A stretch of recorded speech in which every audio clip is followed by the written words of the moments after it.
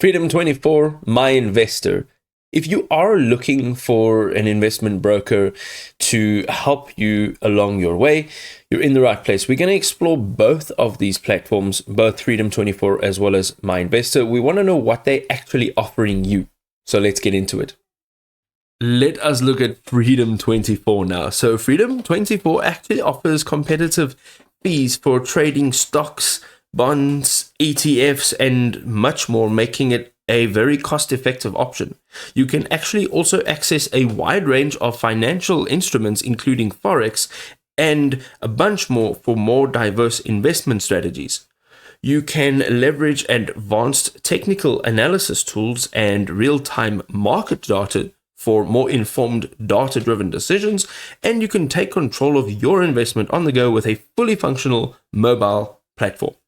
You can also receive dividends directly into your account, simplifying your income management, and it offers a dedicated customer support to help you with any trading-related issues at any point that you are in trouble. One or two of the drawbacks is that it does require a minimum deposit to open certain accounts or trade in certain markets. So if that's out of your budget, it kind of cuts you from that section. Also, while it does offer some cryptocurrency trading, it's not as prominent as some traditional assets. So we're jumping into MyInvestor. So MyInvestor offers automated investment strategies, allowing you to set up portfolios that automatically adjust based on a predefined criteria. This feature can help investors maintain a disciplined approach to investing without needing constant manual intervention. The platform allows you to create highly customizable portfolios tailored to your specific financial goals, as well as risk tolerance.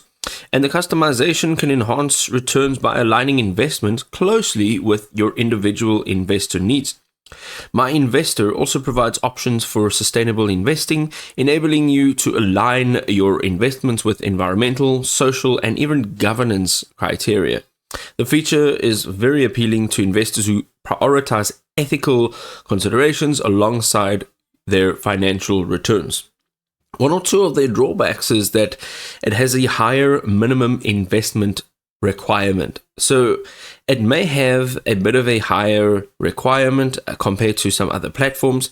It will be a barrier, unfortunately, for smaller investors or anybody that is starting out. This higher threshold limits accessibility for certain segments of the market. Also, MyInvestor might offer less international market coverage, limiting you from investing in a broad range of global assets. It's a bit of a disadvantage. So there you go. You have now seen the benefits as well as the drawbacks of both of the platforms. At the end of the day, the key takeaway is to go and experiment with each one of them, find out which one actually works for you, and then make a decision based on that. If this was helpful, drop us a like. We'll see you next time.